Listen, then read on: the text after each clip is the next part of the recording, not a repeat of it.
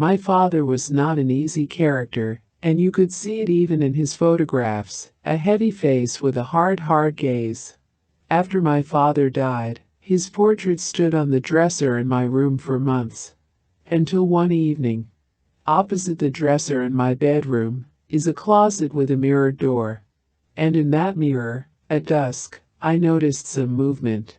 There was no one in the house but me, but I sensed someone's presence. Glancing in the mirror again, I met my gaze with the portrait. It seemed to be looking right at me.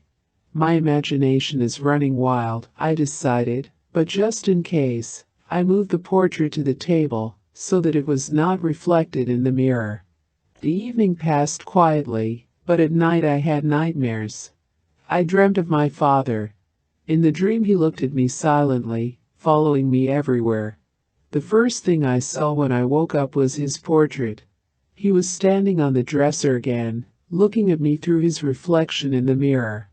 After that incident, I removed the portrait from the bedroom and didn't think about it until the summer.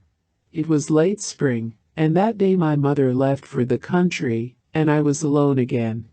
I found my father's picture on the dining room table. The frame with the portrait stood against the wall and seemed to be watching me.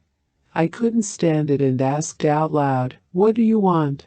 And at that moment, the TV turned on by itself. Famine has been called the third horseman of the apocalypse.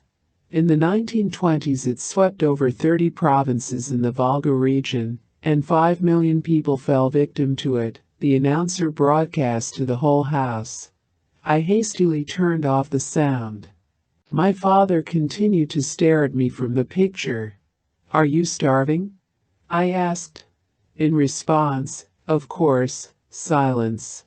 It was only as I was leaving the room that the portrait fell from the table with a resounding thud. I cautiously walked over to the picture and picked it up. The frame was intact, but the glass was cracked. I put the portrait on the table, called my friend, and went to spend the night at her place. During the summer vacation, my mother usually went to stay at the cottage. That's what happened this year. I came to stay with her for a few days, and the first night I noticed that my father's portrait was on the bookshelf. Mom replaced the glass with a new one and took it with her. "Did you bring it back?" "Well, yes. I live here now. Let my father's picture be here too. I dreamt about him again last night. He looked haggard, sick, with a hungry gleam in his eyes. I woke up terrified. My mother was still asleep. The cottage was quiet. The portrait stood on the bookshelf. The frame gleamed in the morning light. In the afternoon my mother went into town for an overnight stay, and I stayed at the cottage. After I saw her off, I took my father's portrait and wondered where to put it to get rid of the stares. In the end I went up to the attic and left the picture there. All was quiet until evening, but at sunset I noticed a shadow flickering in the skylight just below the roof. It is now dark, and I am in the house. The portrait is no longer looking at me, but that doesn't make it any easier. I hear footsteps in the attic.